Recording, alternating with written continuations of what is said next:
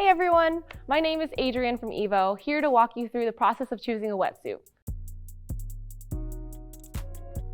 From thickness and water temperature to sizing and finding a proper fit, let's get into everything you need to know before you buy a wetsuit. First things first, the most important factor to consider when you're choosing a wetsuit is how thick it is. Generally, the thicker a wetsuit is, the warmer it will be. If you've been looking at wetsuits online or in stores, you've probably noticed different numbers in the names of different wetsuits.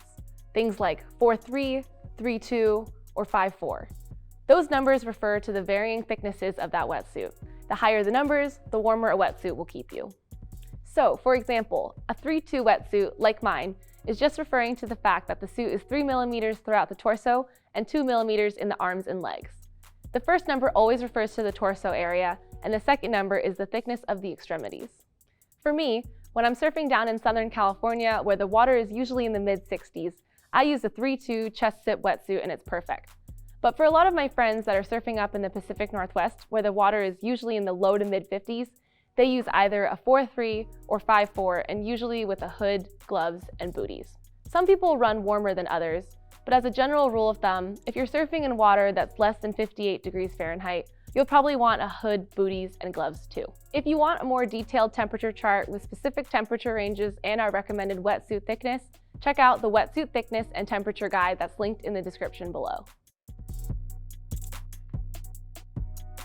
Once you've figured out what thickness you need, next up is finding the right size and fit. This is really important because a wetsuit that's too big and loose will be prone to what surfers call flushing, which is when water gets in through the neck or cuff seals and flushes out that thin layer of water that your body has already warmed up to insulate you. If you're getting flushed all the time, it won't matter how thick your wetsuit is. On the other hand, if your wetsuit is too small, it will be really difficult to put on and restrict your range of motion. Simply put, always take the time to double-check sizing before you purchase. It's also important to note that every brand has different sizing specs, and they even update their measurements from time to time. So the best way to ensure a good fit is to consult each specific brand's size chart for that year. So even though this suit is a 6, I might fit better into a 4 or 8 in another brand. Some brands also offer short and tall sizes within each range too. Always check the size chart.